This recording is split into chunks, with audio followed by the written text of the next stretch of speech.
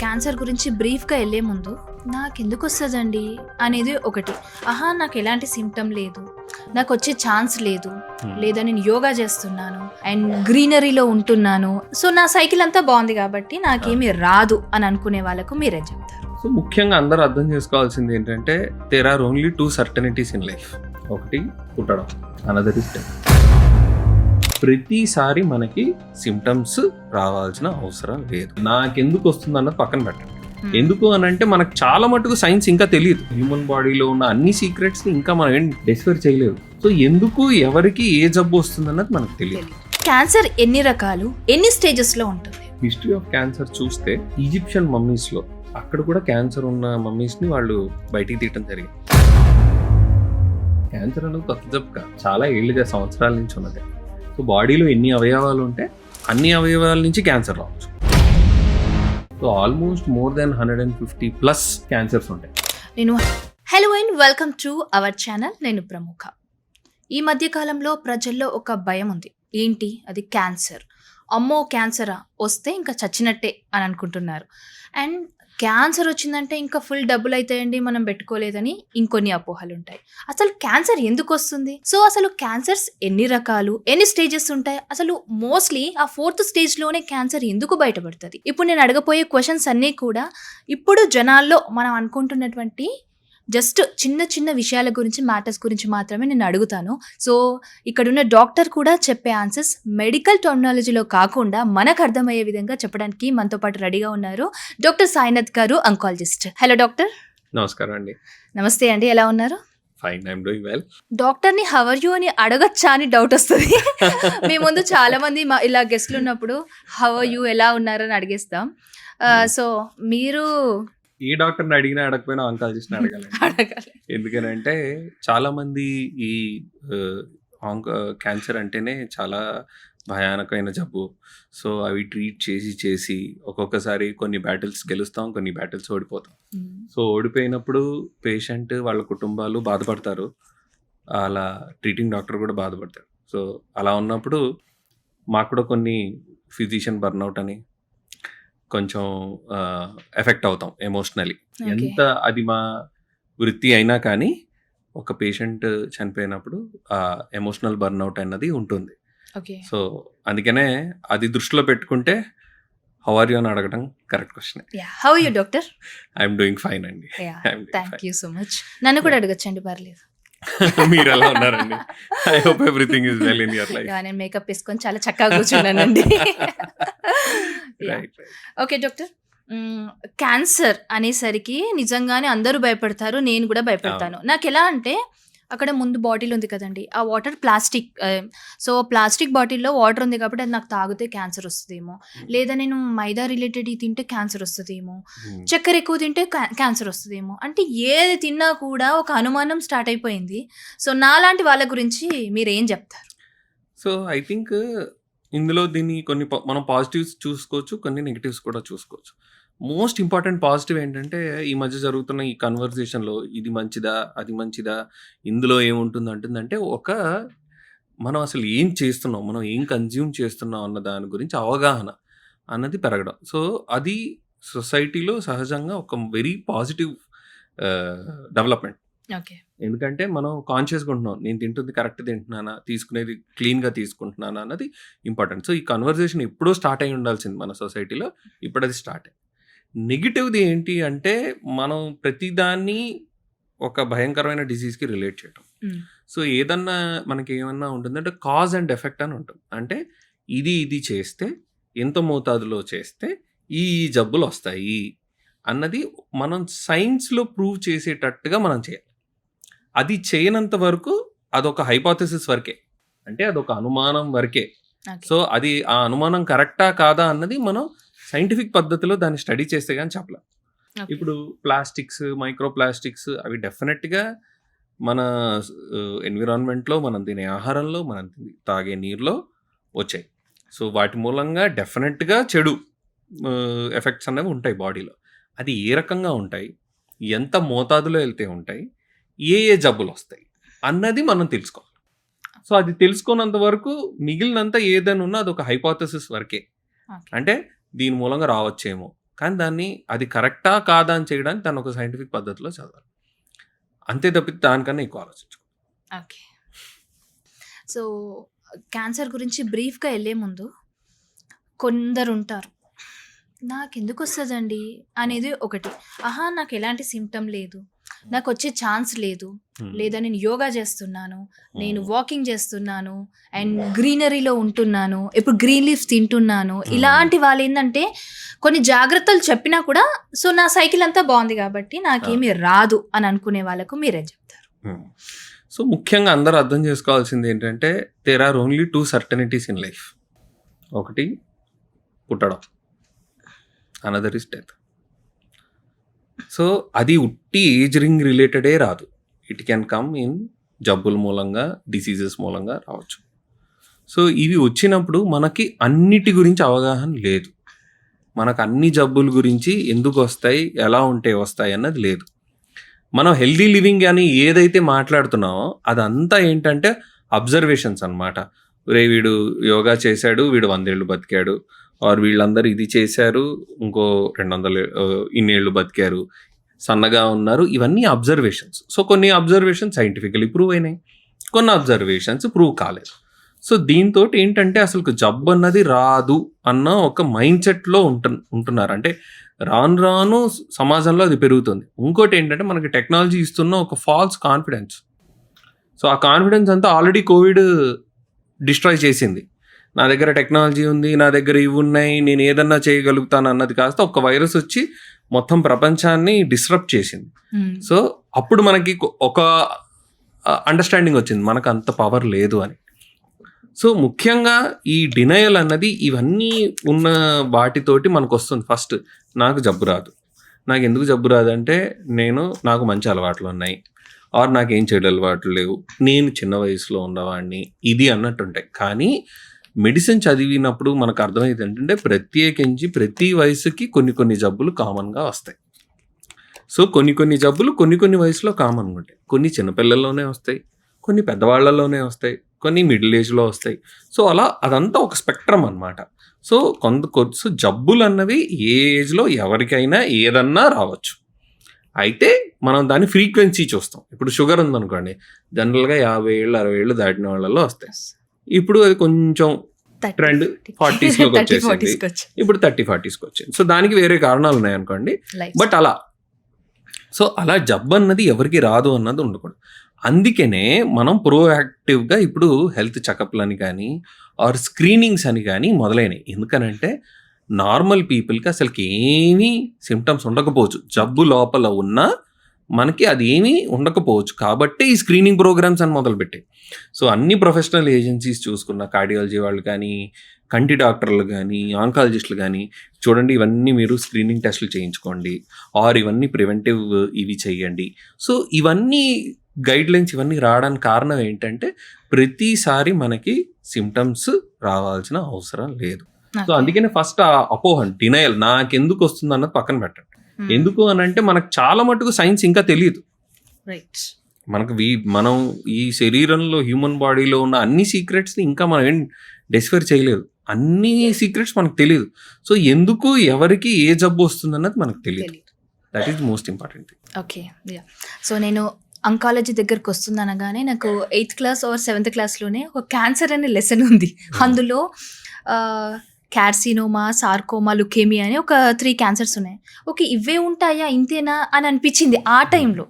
తర్వాత శారీ క్యాన్సర్ అని, ఆ తర్వాత అండ్ రీసెంట్గా పాప్స్మేర్ ఎవ్రీ 3 years ఒకసారి చేయించుకుంటున్నారు కదండి, సర్వికల్ క్యాన్సర్ రిలేటెడ్ కానీ, అండ్ ఇంకా అమ్మాయిలకు వచ్చేసి బ్రెస్ట్ క్యాన్సర్, ఇలాంటివి చాలా కొత్తవి వింటూ వస్తున్నాం ఎవ్రీ ఇయర్. చెప్పాలంటే క్యాన్సర్ ఉన్నంత అప్డేట్గా ఏ రోగం లేదనుకుంటా నాకు తెలిసి.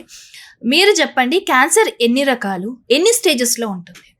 సో, ముఖ్యంగా అసలుకు మనం అందరం చూసుకోవాల్సిన హిస్టరీ ఆఫ్ క్యాన్సర్ చూస్తే ఈజిప్షియన్ మమ్మీస్లో కూడా చూస్తే అక్కడ కూడా క్యాన్సర్ ఉన్న మమ్మీస్ని వాళ్ళు బయటికి తీయటం జరిగింది. సో, ఈజిప్షియన్ మమ్మీస్లో కూడా క్యాన్సర్. సో, క్యాన్సర్ అనేది కొత్త జబ్బు కాదు, చాలా ఏళ్ళుగా సంవత్సరాల నుంచి ఉన్నదే. అయితే చాలామందికి ఇది ఏంటి అని తెలియదు.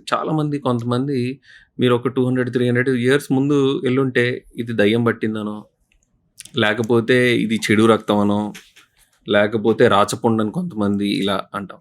It is only in the last 100-120 ఇయర్స్లోనే మనకి ఇది కాదు, ఇది బాడీలో సహజంగా పెరిగేదే, అండ్ అది అబ్నార్మల్గా పెరిగితేనే దాన్ని క్యాన్సర్, అండ్ అది ప్రాణాంతకం అన్నది మనకు అర్థమైంది.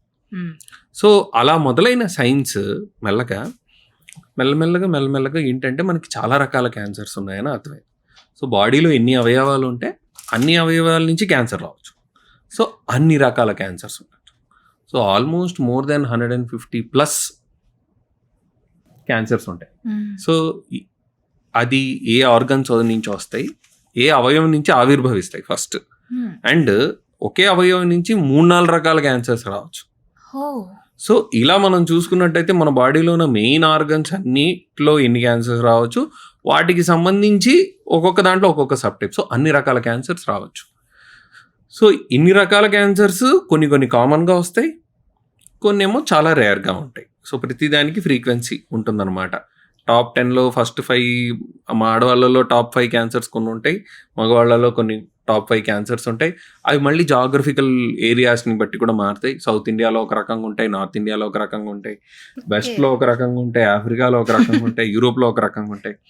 సో ఎవ్రీ కంట్రీలో వాళ్ళ స్టాటిస్టిక్స్ వాళ్ళకు ఉన్నాయి, ఏ కామన్గా వచ్చే క్యాన్సర్స్ అని. జనరల్ గా కలర్ లోనే డిఫరెన్స్ అనుకునే నార్త్ సౌత్ క్యాన్సర్స్ లో కూడా డిఫరెన్స్ ఉన్నాయి. సో ప్రాంతవారీగా. సో ఎందుకంటే లివింగ్ లైఫ్ స్టైల్ కూడా డిఫరెన్సెస్ ఉంటాయి, ఉండే రిస్క్ ఫ్యాక్టర్స్ అక్కడ ఉండేవి డిఫరెంట్గా ఉంటాయి. సో ఇలా డిఫరెంట్గా ఉంటాయి కాబట్టి ఇన్ని రకాల క్యాన్సర్స్ ఉంటాయి. స్టేజింగ్ వచ్చేటప్పటికి ఏంటంటే అందరూ ఒక సింప్లిఫైడ్ స్టేజింగ్ని పెట్టుకున్నారు. ఏంటంటే స్టేజ్ 4 అంటే వేరే చోటికి పాకినట్టు, అంటే ఎక్కడైతే స్టార్ట్ అయిందో అక్కడి నుంచి వేరే ఆర్గన్స్కి పాకినట్టు. అదే స్టేజ్ 1, 2, 3 అన్నది చాలా మటుకు క్యాన్సర్స్లో ఏంటంటే సైజుని బట్టో లేకపోతే చుట్టుపక్కల ఎంతవరకు పెరిగిందన్న దాన్ని బట్టి చేసుకుంటారు. సో ఒకవేళ చిన్న సైజు ఉంటే స్టేజ్ 1 అని, కొంచెం పెద్దగా ఉండిందంటే స్టేజ్ 2 అని, చుట్టుపక్కల ఉన్న అవయవాలను ఏమన్నా స్ప్రెడ్ అవుతూ ఉంటే స్టేజ్ 3 అని, అలా మనం దాన్ని స్టేజ్ చేసుకున్నాం. మెయిన్గా ముఖ్యంగా స్టేజింగ్ చేసుకోవడానికి కారణం కూడా ఏంటంటే, ఒకటి మనకు అసలు ట్రీట్మెంట్ ఎలా చేయాలి అన్నది, రెండోది క్యూర్ ఛాన్స్ ఎంత ఉంటుంది అన్నది. సో లోకల్గా అదే స్టేజ్ 1కి స్టేజ్ 3కి ఉన్నది ఏంటంటే, స్టేజ్ 1 చిన్న ట్యూమర్ కాబట్టి మైక్రోస్కోపిక్, అంటే కంటికి కనిపించని జబ్బు బాడీలో ఎక్కడైనా ఉండే అవకాశం తక్కువ. అదే స్టేజ్ 3 అనుకోండి, కంటికి కనిపించకుండా మైక్రోస్కోపిక్ డిసీజ్ అన్నది బాడీలో ఉండే అవకాశం ఎక్కువ. సో మనం స్కాన్ చేసినప్పుడు, ఎగ్జామిన్ చేసినప్పుడు అక్కడ వరకే ఉంది కదా ట్యూమర్ అనుకుంటాం స్టేజ్ 3 అయినా, కానీ మైక్రోస్కోపిక్ డిసీజ్ బాడీలో ఎక్కడైనా ఉండొచ్చు. సో ఆ మైక్రోస్కోపిక్ బాడీలో డిసీజ్ ఎక్కడైనా ఉన్నప్పుడు ట్రీట్మెంట్ అయ్యాక మళ్ళీ తిరగబడుతుంది. సో స్టేజింగ్ విల్ హెల్ప్ మనం ఎవరికి ఎంత ట్రీట్మెంట్ ఇవ్వాలి అని, అండ్ ఎంత తిరిగి రావచ్చే అవకాశం ఉంటుంది. సో మెయిన్గా స్టేజింగ్ అన్నది ప్రతి క్యాన్సర్కి జనరల్గా చేస్తాం, కొన్ని బ్లడ్ క్యాన్సర్స్కి తప్పితే, ఎందుకంటే బ్లడ్ అనేది మొత్తం బాడీ అంతా ఫ్లో అవుతూ ఉంటుంది కాబట్టి ఒక బ్లడ్ క్యాన్సర్ తప్పితే మిగిలిన అన్ని క్యాన్సర్స్కి స్టేజింగ్ అన్నది మనం చేస్తూ ఉంటాం.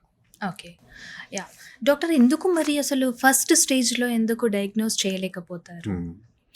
చాలా మంచి ప్రశ్న అండి. సో నేనేం చెప్పానంటే, మీకు ఒక్కొక్క క్యాన్సర్ ఒక్కొక్క అవయవం నుంచి రావచ్చు, చాలా రకాలుగా రావచ్చు. సో కొన్ని అవయవాలు బాడీ లోపల ఉన్నప్పుడు అవి పెద్దగా ఉంటాయి, అండ్ మీకు ఆ స్టేజ్ 1, స్టేజ్ 2లో ఉన్నప్పుడు అసలు సిమ్టమ్స్ ఏవి రావు, ఎక్కడ బాడీలో కూడా రావు. ఇప్పుడు ఫర్ ఎగ్జాంపుల్ మన ఊపిరితిత్తులు ఉన్నాయి, మన చెస్ట్లో ఒక 80% ఆఫ్ ఏరియా లంగ్సే ఉంటాయి. సో ఆ లంగ్స్ 80% అంత ఏరియా ఉన్న లంగ్స్లో ఒక 2 సెంటీమీటర్ ట్యూమర్ ఉందనుకోండి, ఆ పేషెంట్కి దగ్గు కూడా రాదు. సో ఒక చిన్న దగ్గు రాదు, తుమ్ము రాదు, ఏమీ రాదు. సో అలాంటప్పుడు మనం ఆ స్టేజ్ 1లో డిటెక్ట్ చేయడం అనేది చాలా కష్టం, లంగ్ క్యాన్సర్. అదే ప్యాంక్రియాస్, కడుపులో ఎక్కడో వెనక్కుంటుంది. సో అది కూడా ఒక చిన్న పెద్ద ఆర్గన్, అందులో కూడా ఒక చిన్న ట్యూమర్ ఉందనుకోండి, అది తెలియదు. అది ఎప్పుడైతే ఆ 2 సెంటీమీటర్ ట్యూమర్ 5 సెంటీమీటర్ అవుతుందో, అది వేరే చోటికి పాకే ఎబిలిటీ దానికి వచ్చేస్తుంది. సో అది పెద్దగా అయ్యేటప్పటికి వేరే చోటికి స్ప్రెడ్ అయ్యే తత్వం వచ్చేస్తుంది. సో అది వెంటనే వేరే చోటికి స్ప్రెడ్ అయిపోతుంది.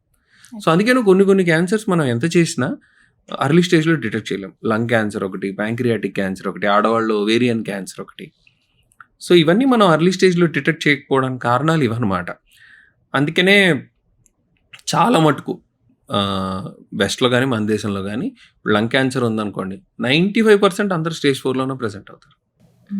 ప్యాంక్రియాస్ కూడా ఆల్మోస్ట్ 60-70% స్టేజ్ 4లో ప్రెసెంట్ అవుతారు. ఓవరీ క్యాన్సర్స్ కూడా అందరూ మెజారిటీ స్టేజ్ 3లో ప్రెసెంట్ అవుతూ ఉంటారు, కడుపు అంతా స్ప్రెడ్ అయిపోయి.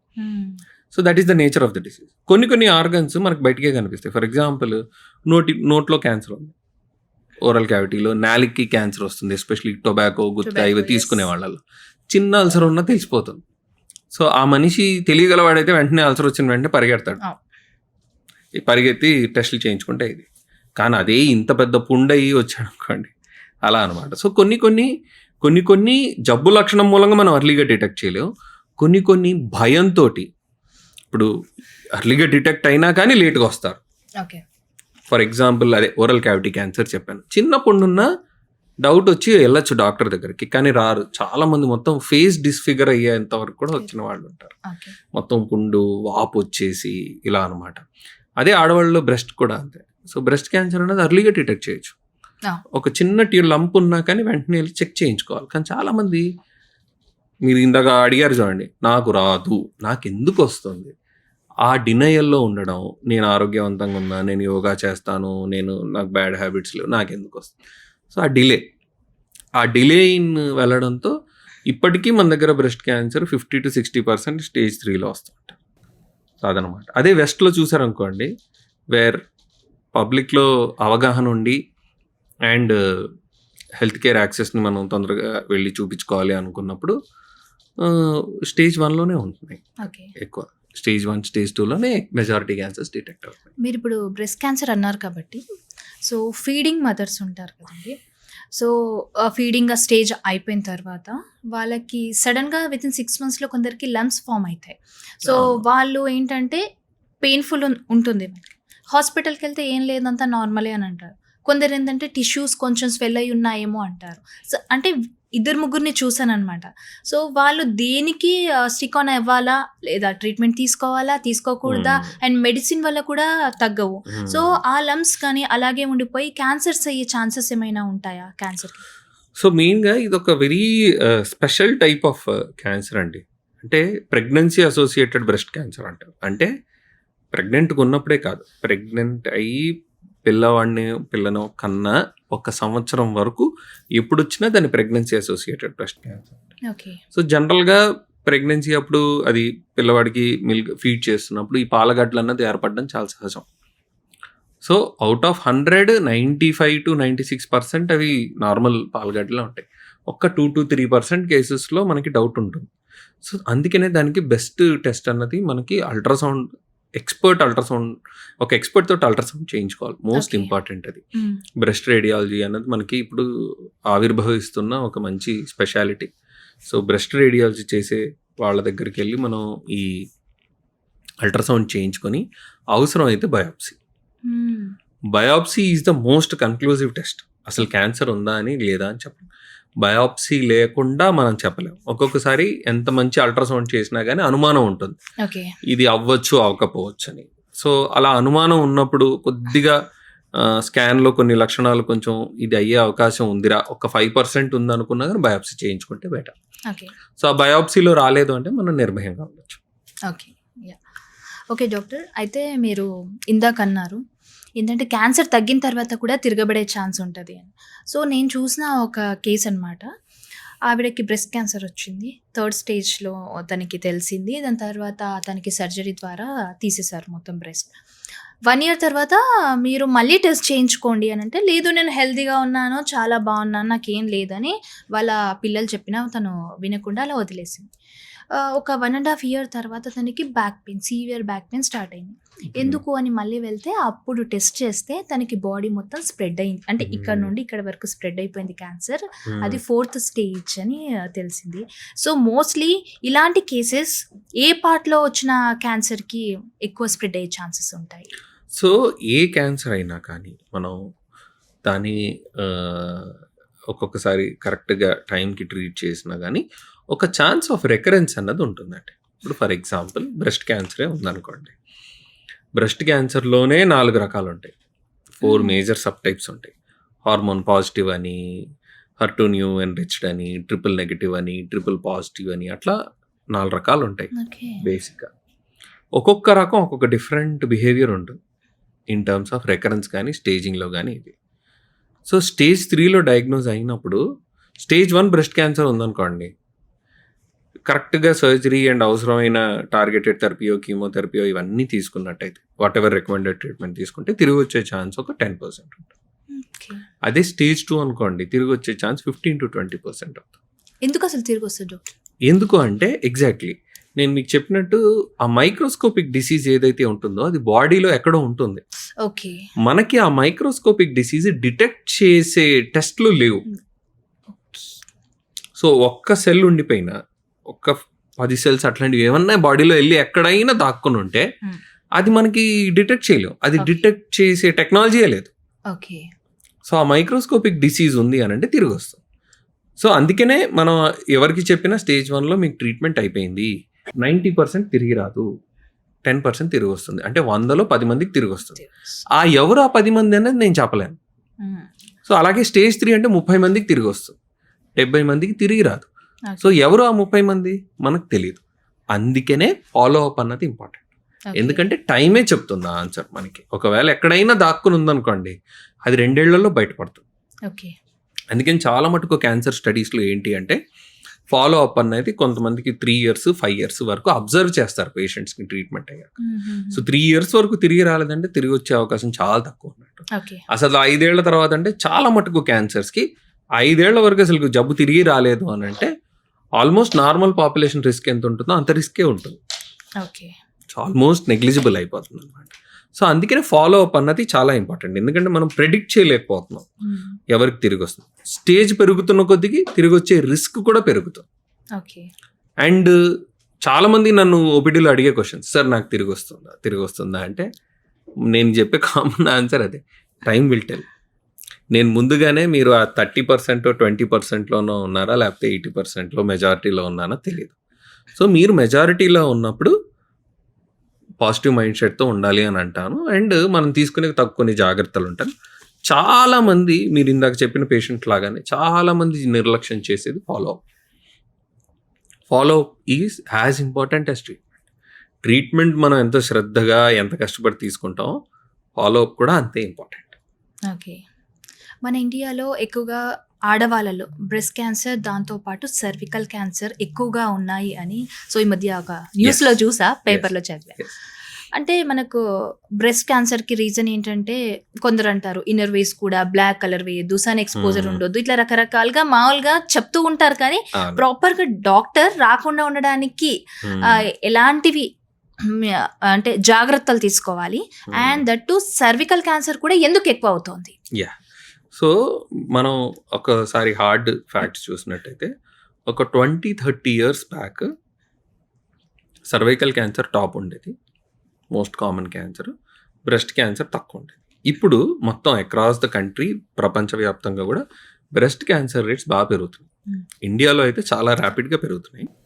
సర్వైకల్ క్యాన్సర్ రేట్స్ పెరుగుతున్నాయి కానీ అంత స్పీడ్గా పెరగట్లేదు. దీనికి ప్రత్యేకించి కొన్ని కారణాలు ఉన్నాయి. బ్రెస్ట్ క్యాన్సర్ అన్నది ఒక లైఫ్ స్టైల్ డిసీజ్. అందులో మోస్ట్ కామన్గా వచ్చేది 60% ఆఫ్ ఆడవాళ్ళలో వచ్చేది ఈ హార్మోన్ పాజిటివ్ క్యాన్సర్స్. సో చాలాసార్లు ఇదంతా హార్మోనల్ ఇంబ్యాలెన్సెస్ మూలంగా, ఎక్కువ ఓవర్ ఈస్ట్రోజన్ ఎక్స్పోజర్ మూలంగా వచ్చే cancer. So over estrogen exposure ఎట్లా అవుతుంది? తక్కువ మంది పిల్లలు, late age at first child birth, late marriages, less breast feeding, early menarche, late menopause, అంటే లైఫ్ టైం ఈస్ట్రోజన్ ఎక్స్పోజర్.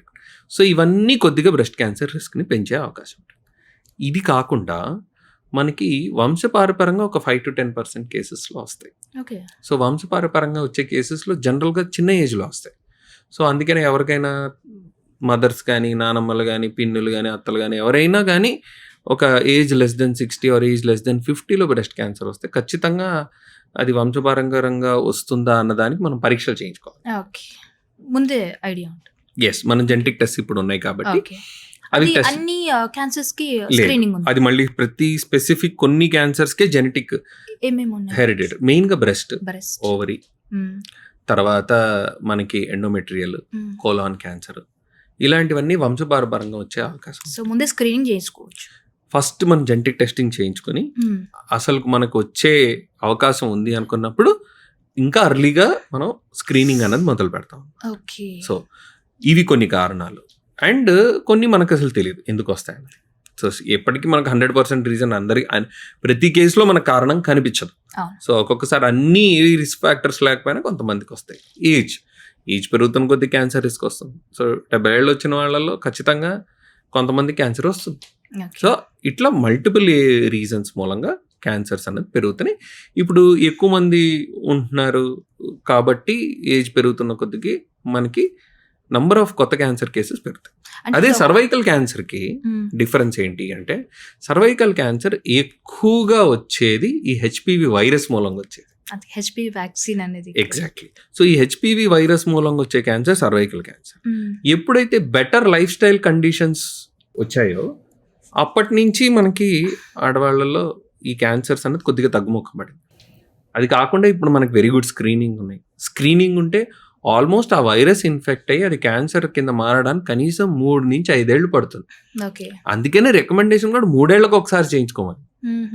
ఎందుకంటే అది వైరస్ ఇన్ఫెక్ట్ అయ్యి మళ్ళీ అది క్యాన్సర్ లెవెల్కి వెళ్ళడానికి 3 నుంచి 5 ఏళ్ళు పడుతుంది. సో మనకు అంత టైం ఇస్తుంది అది అర్లీగా డిటెక్ట్ చేయడానికి. సో వీటితో ఎర్లీగా డిటెక్షన్. ఇప్పుడు మనకి వ్యాక్సిన్ కూడా. సో వ్యాక్సిన్ ఉండడంతో రిస్క్ ఇంకా తగ్గించుకునే అవకాశం ఉంటుంది. సో అందుకని సర్వైకల్ క్యాన్సర్ వెస్ట్లో అయితే ఆల్రెడీ తగ్గుముఖం పట్టేసింది. రేట్స్ అన్ని తగ్గిపోతున్నాయి. మీరు పేపర్స్ చూసినట్టయితే ఈ మధ్యకాలంలో Australia almost cervical cancer free అయింది. బికాస్ వాళ్ళు 100% వ్యాక్సినేషన్ చేయగలిగారు. అండ్ దాని ఎఫెక్ట్ 10 ఏళ్లలో అసలు సర్వైకల్ క్యాన్సర్ కేసెస్ డిటెక్ట్ కాలేదు. సో అలా సర్వైకల్ క్యాన్సర్ మంది కూడా తగ్గుముఖం పట్టచ్చు. మనకి ఇండియాలో కూడా ఫ్రీ డ్రైవ్ పెట్టారు, ఒక 1 month ఫ్రీ డ్రైవ్ పెట్టారు. అండ్ బెటర్ హైజీనిక్ కండిషన్స్ ఇవి ఉండడంతో, పర్సనల్ హైజీన్ ఇవి కూడా పెరగడంతో నాకు తెలిసి ఇవి కూడా నంబర్స్ అనేవి తగ్గుతున్నాయి. కానీ బ్రెస్ట్ క్యాన్సర్ మాత్రం చాలా పెద్ద ప్రాబ్లం అయ్యే అవకాశం. నాకు అంటే జస్ట్ నేను పర్సనల్గా చెప్తున్నాను డాక్టర్, ఇలా హెచ్పివి వ్యాక్సిన్ డ్రైవ్ అవుతుంది అని చెప్పినప్పుడు కానీ, లేదంటే అసలు ఎందుకు వేసుకోవాలన్నప్పుడు నేను ఇలాగ ఒక పర్సన్కి చెప్పాను, ఇలా హెచ్పివి వేయించుకోండి బాగుంటుంది అని చెప్తే, అది మల్టిపుల్ పర్సన్స్తో సెక్స్ డ్రైవ్ చేసే వాళ్ళకి అవసరం, మనకేం అవసరం లేదు అని ఒక ఇద్దరు, అంటే మేల్ అలాగే అన్నారు, ఫీమేల్ అలాగే అన్నారు. ఒక్క నిమిషం షాక్ అయ్యాను నేను. అంటే అది ఒకటే రీజన్ వల్ల వస్తుందా సర్వికల్ క్యాన్సర్? సో అంటే అలా వాళ్ళల్లో ఈ హెచ్పివి ఇన్ఫెక్షన్ వచ్చే అవకాశం ఎక్కువ ఉంటుంది. సో ఇవన్నీ అబ్జర్వేషనల్ స్టడీస్ అండి. ఇవన్నీ చూసినప్పుడు స్టార్టింగ్ లో ఈ క్యాన్సర్ బాగా ఎక్కువ ఉన్నప్పుడు ఎవరెవరికి ఎక్కువ ఉన్నాయంటే multiple sexual partners, unprotected sex, ఇట్లాంటివన్నీ ఎక్కువ రిస్క్ కాజ్ చేస్తున్నాయి అని అర్థమైంది. అలా అని చెప్పేసి నార్మల్ వాళ్ళకి రాకూడదని ఏం లేదు. సో హెచ్పివి వైరస్ ఇన్ఫెక్షన్ అన్నది ఎలాగైనా రాకుండా ఉండాలంటే తీసుకోవాల్సిన జాగ్రత్త. Yes, mainly vaccine is protective. Vaccine is protected against the infection. So అందుకనే దాన్ని మనం అంతగా ప్రమోట్ చేస్తున్నాం. ఎందుకంటే హెచ్పివి వ్యాక్సిన్ తోటి మీకు అది ఇన్ఫెక్షన్ తగ్గుతుంది, at the same time cancer risk. అంటే ఇప్పుడు హెచ్పివి వ్యాక్సిన్ అన్నది ఉట్టి సర్వైకల్ క్యాన్సర్ ఒకటే కాదు, మగవాళ్ళలో penile cancer, oral cavity cancers, కొన్ని రకాల ఈ వైరస్తో రిలేటెడ్ కొన్ని క్యాన్సర్స్ అన్నిటినీ ఇది ఆపుతుంది. సో అందుకనే ఆ ఒక్క రిస్క్ ఫ్యాక్టర్ ఉంటేనే తీసుకోవాలని ఏం లేదు, అలా అన్నమాట. సో విన్నారు కదండి. అంటే ఇలాంటి డౌట్ చాలా మందికి ఉన్నాయండి. ఓకే, సో మీరు ఇందాక అన్నారు ఫ్యామిలీ హిస్టరీ ఉంటే కూడా వచ్చే ఛాన్స్ ఉంటుంది అని. అంటే ఫర్ ఎగ్జాంపుల్ వాళ్ళ ఇంట్లో ఒక తాతగారికి థ్రోట్ ఇన్ఫెక్షన్ అని వెళ్ళినప్పుడు అది థ్రోట్ క్యాన్సర్గా మారింది. సో అంటే నెక్స్ట్ జనరేషన్కి లేదు, తర్వాత నెక్స్ట్ వాళ్ళ గ్రాండ్ చిల్డ్రన్కి మళ్ళీ థ్రోటే వచ్చే ఛాన్స్ ఉంటుందా, లేదంటే బ్రెస్ట్ కానీ లేదంటే ఇంకేదైనా క్యాన్సర్స్ వచ్చే ఛాన్స్ ఉంటుందా? సో మెయిన్గా కొన్ని ఈ హెరిడిటరీ క్యాన్సర్స్ అనేవి ఏ జీన్ ఎఫెక్ట్ అయింది అన్న దాన్ని బట్టి ఉంటుంది. ఓకే. సో ఏ జీన్ ఎఫెక్ట్ అయిందన్న దాన్ని బట్టి కొన్ని ప్రత్యేకించి ఆర్గన్స్కే వస్తాయి క్యాన్సర్స్. ఓకే. ఇప్పుడు ఫర్ ఎగ్జాంపుల్ బ్రెస్ట్ క్యాన్సర్కి మోస్ట్ కామన్గా వచ్చేది BRCA1 and 2 జీన్స్ అంటారు, BRCA1 and BRCA2 జీన్స్ అంటారు.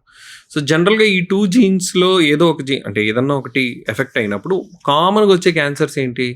ఆడవాళ్లలో బ్రెస్ట్, ఓవరీ క్యాన్సర్, ప్యాంక్రియాటిక్. అదే మగవాళ్లలో ప్రాస్టేట్ క్యాన్సర్, ప్యాంక్రియాటిక్ క్యాన్సర్.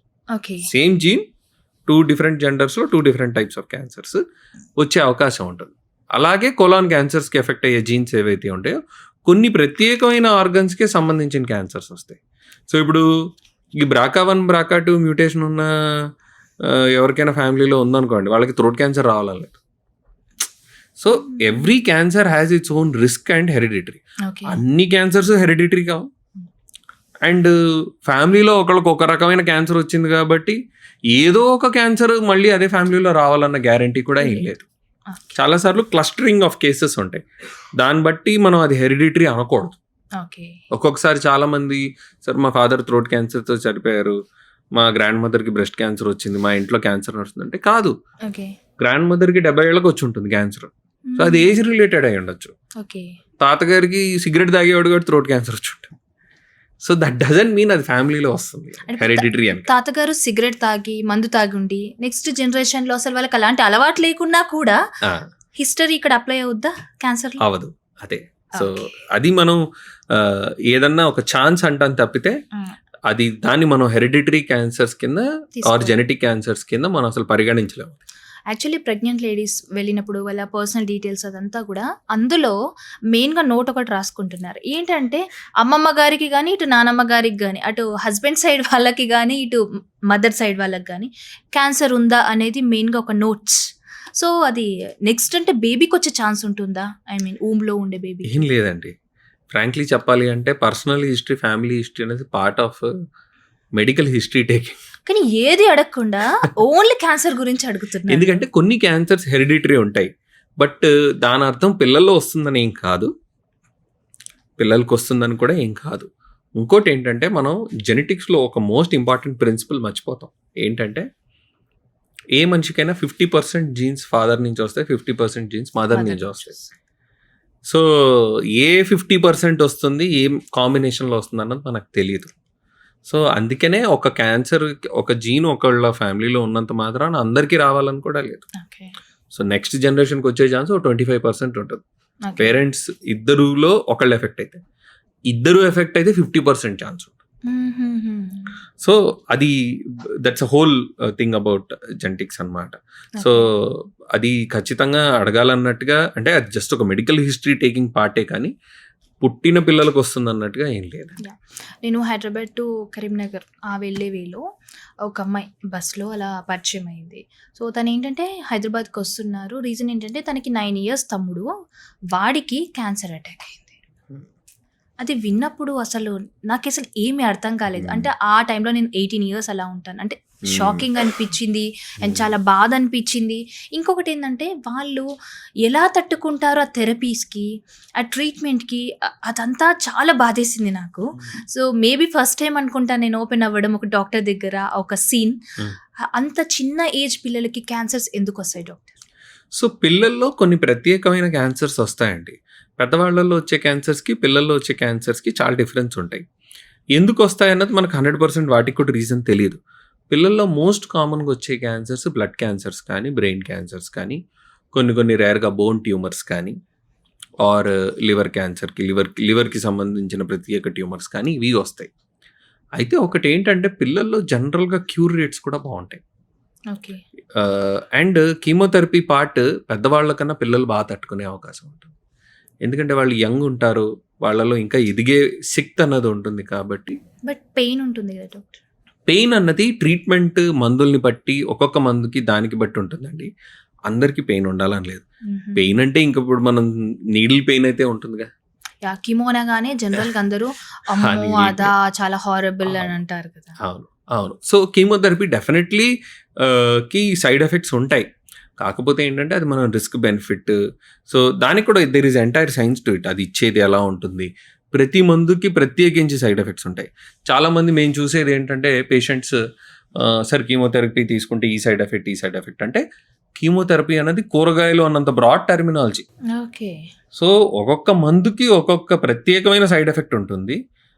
దాన్ని ఇచ్చే పద్ధతి వేరుంటుంది, దాన్ని ఇచ్చే డోస్ వేరుంటుంది, దాని యొక్క సైడ్ ఎఫెక్ట్స్ని ప్రివెన్షన్కిను ట్రీట్మెంట్కి చాలా జాగ్రత్తలు ఉంటాయి. ఓకే. సో మనం అన్నిటినీ జనరలైజ్ చేయలేం. కీమోథెరపీ చాలాసార్లు ఎంత అమాయకంగా ఉంటాయంటే క్వశ్చన్స్, నేను అంటే దాన్ని సింపుల్ లాంగ్వేజ్లో చేసి చెప్తాను అనమాట. సార్ మీరు వంకాయ తింటే నాకు పడదని చెప్పి బెండకాయ తింటాం మానేస్తానంటే ఎలా అంటే సో ఒక్కొక్క క్యాన్సర్‌కి ఒక్కొక్క రకమైన కీమోథెరపీ మెడిసిన్ వాడతాం. ఓకే. ఒక్కొక్క మెడిసిన్‌కి కొన్ని స్పెసిఫిక్ సైడ్ ఎఫెక్ట్స్ ఉంటాయి. ఓకే. సో, మనం దాని గురించి ప్రత్యేకించి మాట్లాడుకోవాలి తప్పితే, అంటే ఎవరైనా క్యాన్సర్ పేషెంట్ వాళ్ళ డాక్టర్‌ని వెళ్ళినప్పుడు ఈ పర్టిక్యులర్ మెడిసిన్‌కి మీరు ఇవ్వబోయే మెడిసిన్‌కి సైడ్ ఎఫెక్ట్ అని మాట్లాడాలి తప్పితే జనరల్‌గా కీమోథెరపీ సైడ్ ఎఫెక్ట్స్ అన్ని మాట్లాడడంలో హ్మ్. అర్థం లేదు. చాలా అది మంది ఊరికే అదే భయపడడం తప్పితే ఏం లేదు. జుట్టు రాలిపోతుందని, లేకపోతే అవును. చాలా వీక్ అయిపోతారు అని. సో, మెయిన్‌గా కీమోథెరపీ ఏం చేస్తుంది? ర్యాపిడ్‌గా డివైడ్ అయ్యే సెల్స్‌ని చంపేస్తుంది. ఓకే. సో, ర్యాపిడ్‌గా డివైడ్ అయ్యే సెల్స్ ఏవి? క్యాన్సర్ కణాలు ఉంటాయి. దాని తర్వాత ఏముంటాయి? హెయిర్. హ్మ్. బాడీలో ర్యాపిడ్‌గా డివైడ్ అయ్యే సెల్స్ ఏమైనా ఉంటే హెయిర్. ఓకే. మనం తిరుపతికెళ్ళి స్వామికి హ్మ్. తలనీలాలు ఇచ్చామనుకోండి, హ్మ్. ఎన్ని రోజుల్లో పెరుగుతుంది? మళ్ళీ 2-3 మంత్స్‌లో ఆ! వచ్చేస్తుంది. అలా 2-3 మంత్స్‌లో బాడీలో ఏ అవయవం పెరగదు. కొన్ని అవయవాలే పెరుగుతాయి. హ్మ్. సో, అందులో జుట్టు ఒకటి కాబట్టి మనం కీమోథెరపీ తీసుకుంటే క్యాన్సర్ కణాలతో పాటు ఈ నార్మల్ హెయిర్ సెల్స్ కూడా పోవడంతో వస్తాయి. అలాగే మళ్ళీ ట్రీట్మెంట్ ఆపేసిన వెంటనే మళ్ళీ అందరికీ తిరిగొస్తాయి. తిరిగొస్తాయి. ఓకే. నేను చెప్పాను కదా డాక్టర్ 9 ఇయర్స్ అబ్బాయి అని. అంటే ఈ ఏజ్‌లో అంటే పిల్లల్లో కీమో ఇవ్వొచ్చా? యెస్. ఇన్‌ఫాక్ట్ మనం సంవత్సరం లోపల ఉన్న పిల్లలకి కూడా కీమోథెరపీ ఇచ్చి ఓకే. క్యూర్ చేసి లాంగ్ టర్మ్‌గా వాళ్ళు బాగున్న వాళ్ళు చాలామంది ఉన్నారు. ఓకే. చాలామంది పిల్లలకి ట్రీట్ చేసి ఇప్పుడు వాళ్ళు పెద్దవాళ్ళయ్యి, ఇంజినీరింగ్ అయ్యి, కొంతమంది పెళ్లిళ్ళు చేసుకొని పిల్లలు గాని ఓకే. ఇవన్నీ కూడా ఉన్నాయి. There is lot of positive stories. Okay. కిడ్స్‌లో క్యాన్సర్స్ అన్నది కరెక్ట్ టైంకి డయాగ్నోస్ చేసి కరెక్ట్‌గా ట్రీట్మెంట్ ఇస్తే చాలామంది సర్వైవర్స్ అయ్యి లాంగ్ టర్మ్ మంచి జీవితం కొనసాగించే అవకాశం ఉంటుంది. బట్ రీజన్ అంటూ ఏముండదు డాక్టర్. రీజన్ అంటే వాళ్ళ ఫుడ్ హ్యాబిట్స్ రీజన్ కానీ ఉంటుంది, బయట మనకు తెలీదు. ఓకే. మన సైన్స్ ఇంకా అంత ప్రోగ్రెస్ కాలేదు. ఈ జబ్బు ఉంది అని మనకు తెలుసు, చాలా మందికి ఎఫెక్ట్ అవుతుందని తెలుసు. మనం ట్రీట్మెంట్ మీద పెడుతున్నంత రీసెర్చ్ కారణాలు కనుక్కోవడంలో పెట్టట్లేదు. హ్మ్. హ్మ్. సో, అందుకనే రీజన్ తెలీదు. రీజన్ తెలీదు కాబట్టే ఇన్ని అపోహలు, ఇన్ని థియరీసు, ఇంత సోషల్ మీడియాలో ఇన్ని సర్క్యులేషన్. ఇది తింటే వస్తుంది, అది తింటే వస్తుంది, ఇది చేస్తే వస్తుంది, అది చేస్తే వస్తుంది. ఎందుకంటే తెలీదు కదా. తెలీదు. సో, తెలీదు అన్నప్పుడు నా థియరీ నాకుంటుంది, మీ థియరీ మీకుంటుంది. రైట్. తెలిస్తే ఖచ్చితంగా ఇప్పుడు కోవిడ్‌కి థియరీస్ ఏం లేవు. లేవు. అదొక వైరస్, అది వచ్చింది, నిమోనియా వస్తుంది, హ్మ్. కొంతమందికి దగ్గుతో పోతుంది, కొంతమందికి వెంటిలేటర్ వరకు వెళ్తుంది. Very clear. ఇంకా అందులో థియరీస్ ఏం లేవు. కానీ క్యాన్సర్‌కి కారణం తెలీదు. అందుకనే ఇన్ని థియరీస్. ఓకే. యాహ్! అంటే క్యాన్సర్ అటాక్ కాగానే పేషెంట్‌లో ఎలాంటి లక్షణాలు కనిపిస్తాయి డాక్టర్? సో, చాలా సార్లు లక్షణాలు కనిపించకపోవచ్చు కూడా. అంటే 4th స్టేజ్‌లో డయాగ్నోస్ అయితే. చాలా సార్లు అది ఏ అవయవాన్ని ఎఫెక్ట్ అవుతుందో దాన్ని బట్టి ఉంటుంది. కానీ చాలా సార్లు మొదలైతే ఒక గడ్డతోటి. సో, ఎనీ స్వెల్లింగ్స్ మనం ఫీల్ అవ్వగలిగే ఏ స్వెల్లింగ్స్ ఏదైతే ఉందో అవి కొన్ని ఆ స్వెల్లింగ్స్‌లో కొన్ని క్యాన్సర్స్ అయ్యే అవకాశం ఉంది. అన్నీ కూడా కాదు. సో, దాంట్లో కొన్ని లక్షణాలు చూస్తాయి. అది సైజ్ బాగా పెరుగుతుందా? అది బాగా రాయిలాగా ఉందా? అల్సర్ అవుతుందా? మానని పుండు ఏమన్నా ఉందా? ఇవన్నీ క్యాన్సర్స్ అయ్యే అవకాశం. సో, అందుకనే ఇవి కనిపించేవి. లోపల బాడీలో అవుతున్నవి ఏ బాడీని ఎఫెక్ట్ అవుతుందన్న దాన్ని బట్టి ఉంటుంది. ఇప్పుడు కొన్ని మోషన్‌కి వెళ్తుంటే బ్లడ్ వస్తుంది కొంతమంది. సో, మోషన్‌కి వెళ్తే బ్లడ్ రావడానికి పైల్స్‌కి కూడా వస్తుంది. క్యాన్సర్ కూడా వస్తుంది. సో, ముందు అది వస్తే ముందు ఫస్ట్ డాక్టర్ దగ్గరికి వెళ్ళాలి. పైల్స్ అని నిర్లక్ష్యం చేయొద్దు. సో, అలా 100 మందికి మోషన్‌లో బ్లడ్ వస్తే 90 మందికి పైల్స్ ఉంటుంది. 10% ఛాన్సెస్ 10% ఉంటుంది. సో, మనం ఏం చేస్తామంటే 90 మంది పైల్స్ ఉంది కదా, ఇది పైల్సే అయి ఉంటుంది. ఊరికే ఎందుకు వెళ్ళి డాక్టర్ కన్సల్టేషన్ ఫీ కట్టడం, ఇది నేనే వెళ్ళి వాడికి ఎవడికో ఒక పైల్స్ వస్తే వాడు ఈ మందు వాడండి అంట కదా, నేను వెళ్ళి అదే మందు వాడతా అని తగ్గిపోతుంది. Right. That is how it happens. So, మన యాటిట్యూడ్ టువర్డ్స్ హెల్త్ అన్నది మార్పు ఉంటే ఎర్లీ డిటెక్షన్ కూడా చాలా. అండ్ ఇంకొకటి డాక్టర్, కొందరు పేషెంట్స్ ఉంటారు, ఇలా అవుతుంది కదా హాస్పిటల్కి వెళ్ళండి, డాక్టర్ దగ్గరికి వెళ్తే ఇంకేదో ఒకటి చెప్పి అనుమానాలు పెడతాడు, అనవసరమైన మందులు రాస్తారు, ఇప్పుడు వెళ్ళడం ఎందుకు అని అనే వాళ్ళు కూడా ఉంటారు. సో, చాలా సార్లు అదేనండి, మనం హెల్త్ బిహేవియర్ మనం అనలైజ్ చేస్తే కనుక ఖర్చు ఒకటి, యాక్సెస్ ఒకటి, ఇవన్నీ మనం దృష్టిలో టెస్ట్లు అన్నది పట్టి ఉంటుంది. కానీ మనకి అర్థం కానిది ఏంటంటే చాలాసార్లు ఉట్టి సిమ్టమ్స్ తోటి ఇది చేసి సినిమాల్లో చూపించినట్టు నాడి పట్టుకొని నీకు ఈ జబ్బు ఉందని చెప్పే అవకాశం లేదు. అది సైంటిఫికలీ ఇంపాసిబుల్. సో, మనకి కొన్ని టెస్టులు చేయించాల్సిన అవసరం ఉంటుంది ఆ సిమ్టమ్స్ని బట్టి, ఇది బట్టి. ఒక చిన్న లాజిక్ చెప్తాను నేను దీనికి. ఏంటంటే ఈ ఈ డిస్కషన్ అన్నది మన నార్మల్ పబ్లిక్కి మధ్యను డాక్టర్ల మధ్య నడుస్తూనే ఉంటుంది. అందుకనే దీనికి సాల్వ్ చేయడానికి నేను ఎప్పుడు ఒక మాట చెప్తూ ఉంటాను ఎవరైనా అడిగితే. చూడండి, ఏదన్నా సిమ్టమ్స్ మీకు 2 వారాలకు పైగా ఉందనుకోండి, టెస్ట్ చేయించుకోండి. ఓకే. ఇప్పుడు ఎవరైనా వచ్చింది, నాకు మోషన్లో సార్ నాకు ఆకలేస్తుంది, కొద్దిగా దగ్గుంది సార్ అన్నాను అనుకోండి, దగ్గొచ్చిన ప్రతి వాళ్ళకి సిటీ స్కాన్ చేయించాం. ఏం చెప్తామంటే 2 వారాలు ఆగు బాబు, నీకు అప్పటికి దగ్గు తగ్గట్లేదు అనుకుంటే అప్పుడు మనం స్కాన్ చేయొద్దు. సో అలా ఏ సిమ్టమ్స్ వచ్చినా అది పర్సిస్టెంట్గా ఉంది అంటే ఖచ్చితంగా ఏదో ప్రాబ్లం ఉన్నట్టు. అది క్యాన్సర్ కాకపోవచ్చు, ఇంకేదన్నా కూడా కావచ్చు. దాన్ని నిర్లక్ష్యం చేయకూడదు. అలా అని చెప్పి సిమ్టమ్స్ వచ్చిన వెంటనే పరీక్షలు చేయించకూడదు. ఇప్పుడు కొంతమంది చాలా భయంతో ఉంటారు. నేను ఒక టీవీ ఇంటర్వ్యూలో ఇలానే మెడలో గడ్డలు ఉంటే లింఫోమాకి లక్షణాలు ఏముంటాయంటే మెడలో లింఫ్ నోడ్స్ గడ్డలు ఉండే అవకాశం ఉంటుంది అని అన్నారు. సో అది 2 మనుషులు టీవీలో చూశారు. తర్వాత ఆల్మోస్ట్ ఆ నెక్స్ట్ 1 year నా ఓపీడీకి వస్తూనే ఉన్నారు. ఎందుకు? ఒక తల్లికేమో పాపం ఆ పిల్లవాడికి చిన్న నోట్స్ ఉన్నాయి, సార్ ఇది క్యాన్సర్ కావచ్చు. అమ్మా అవి నార్మల్ లింఫ్ నోట్స్ అమ్మా, అంత భయం పడద్దు కాదు అన్నది. సో అది అదర్ ఎండ్, సార్ బయాప్సీ చేయండి. అరే యాజ్ అ డాక్టర్ నాకు అది అనిపించట్లేదు, బయాప్సీ చేయాల్సిన అవసరం లేదు, అది చాలా చిన్నగా ఉంది, పెరగట్లేదు, పిల్లవాడు యాక్టివ్గా ఉన్నాడు, నాకు అవసరం లేదండి. సో అట్లా ఓవర్ ఇన్వెస్టిగేట్ కూడా చేయకూడదు అండ్ ఓవర్గా భయపడకూడదు. ఓకే. మెయిన్గా ఏదన్నా ఒకటి పర్సిస్టెంట్గా ఉంది, ప్రాబ్లం పెరుగుతుంది, దాన్ని వాల్యుయేట్ చేయాలి. సో మనం సింపుల్ కామన్ సెన్స్ వాడితే దాన్ని సాల్వ్ చేసుకోవచ్చండి. మనం ఎప్పుడూ ఒక ధోరణి, ఒక ఒపీనియన్ తీసుకునే బిహేవ్ చేయకూడదు. వెళ్తే వీడు తీస్తాడు అని కాదు, అలా అని చెప్పి వెళ్ళిన వెంటనే టెస్టులు చేయకూడదు. సో ప్రతిదాన్ని మనం ఒక కంప్లీట్ అనలైజ్ చేసి ఒక కామన్ సెన్స్ వాడితే కూడా తెలిసిపోతుంది. 2 వారాల నుంచి తగ్గట్లేదంటే ఏదో కారణం ఉంటుంది కదా.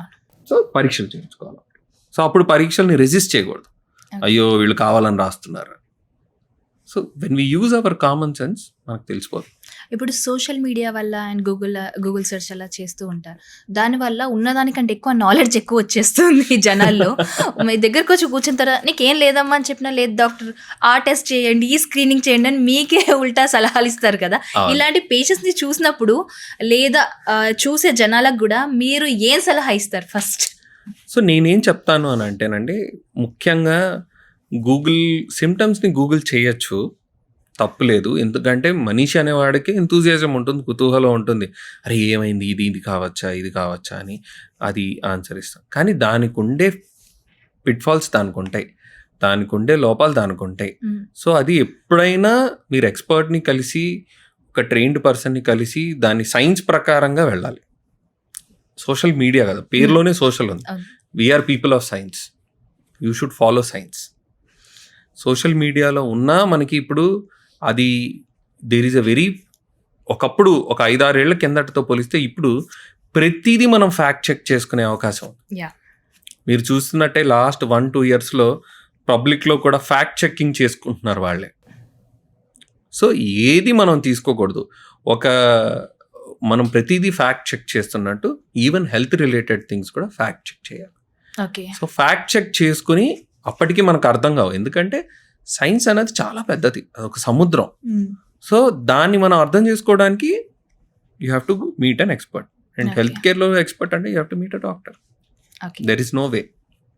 సో మనం ఇందాక మాట్లాడుకున్నాం అమ్మాయిల్లో ఎలాంటి క్యాన్సర్స్ ఎక్కువ అని. అబ్బాయిల్లో మోస్ట్లీ ఇప్పుడు మీరు మీ దగ్గరకు వచ్చే పేషెంట్స్లో ఎవరికి ఏ భాగంలో ఎక్కువ క్యాన్సర్ అటాక్ అవుతుంది? సో ముఖ్యంగా అబ్బాయిల్లో, మెన్లో చూసినట్టయితే మనం స్టాటిస్టిక్స్ నంబర్స్, మన హెల్త్ డేటా చూసినట్టయితే ఇప్పటికీ top 3 cancers are smoking related, tobacco related. Lungs, gutka, khaini, ఇది smoking, throat, oral cavity, lungs, ఇవే మేజర్ క్యాన్సర్స్. సో ఒక్క టొబాకో ప్రోడక్ట్ తోటే ఆల్మోస్ట్ 25-30% ఆఫ్ మేల్ క్యాన్సర్స్. దాని తర్వాత కామన్గా వచ్చేది కోలాన్ అండ్ ప్రోస్టేట్ క్యాన్సర్స్. ఇవి కామన్గా మగవాళ్ళలో వచ్చే క్యాన్సర్స్. డాక్టర్, ఇది మనకి ఆల్కహాల్ అలా అలవాటు లేకున్నా అండ్ రెడ్ మీట్ ఎక్కువ తినే వాళ్ళలో కూడా క్యాన్సర్స్ అటాక్ అయ్యే ఛాన్సెస్ ఎక్కువగా ఉంటాయి అంటారు, ఇది ఎంతవరకు నిజం?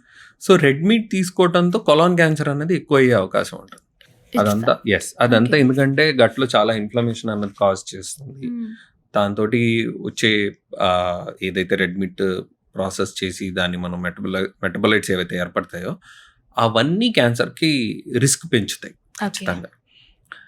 అలాగే ఈ tobacco and alcohol are most common risk factors. Okay. అంటే అవి చెయ్యకపోతే రావా అని కాదు. చేస్తే రిస్క్ పెరుగుతుంది. అంటే డాక్టర్ ఎగ్జాంపుల్ అంటే పోర్క్ అనేది ఓకే. మోస్ట్‌లీ మన ఇండియాలో చాలా తక్కువే. చాలా అవును. వరకు కంపారిటివ్‌లీ అదర్ స్టేట్స్‌తో అవును. కంపేర్. అయితే ఇప్పుడు మనకి రెడ్ మీట్ అంటే మటన్. అవును. దట్ కొంచెం తెలంగాణలో ఎక్కువగా అవును. అదే తింటారు. అవును. అవును. యాహ్! అది ఎవ్రీ వీక్ తినొచ్చా? లేదంటే ఎవ్రీ మంత్ వరకు ఎక్స్‌టెండ్ చేయొచ్చా? సో ఏంటి? సో బాడీకి చాలా ఎక్కువ. మంది అడుగుతారండి. హ్మ్. వన్స్ డయాగ్నోస్ అయ్యాక అది మిస్ అవుతున్నాం అన్న ఒక బాధ కనిపిస్తుంటుంది. డాక్టర్ మటన్ తినొచ్చా? తినలేకపోవచ్చా? సో మెయిన్‌గా ఏంటంటే జనరల్లీ వన్స్ అ మంత్. ఇది ఫ్రీక్వెన్సీ అన్నది కొంచెం అదుపులో ఉండాలి. వన్స్ అ మంత్ అలా తీసుకోవచ్చు. ఇంకోటి హ్మ్. చాలా మందికున్న ఒక పెద్ద హెల్త్ రిలేటెడ్ ఫ్యాడ్ ఏంటంటే మటన్ ఈస్ చాలా హెల్తీ అని. యాహ్! సో చాలా మంది క్యాన్సర్ పేషెంట్స్ ట్రీట్మెంట్ తీసుకుంటున్నప్పుడు కూడా సార్ నేను మటన్ సూప్ తీసుకోవచ్చా? లివర్ సూప్ తీసుకోవచ్చా? ఇవి తీసుకోవచ్చా? అని అడుగుతూ ఉంటారనమాట. So it is not that great. అంటే బయోలాజికల్ వాల్యూ ఆఫ్ ప్రోటీన్ చూసిన దానికి అంత గ్రేట్ ఏం కాదు. And too much of that definitely fact. Fat కానీ లావెక్కుతారు. అట్ ద సేమ్ టైమ్ ఆ రెడ్ మీట్ తోటి క్యాన్సర్ రిస్క్ కూడా పెరుగుతుంది.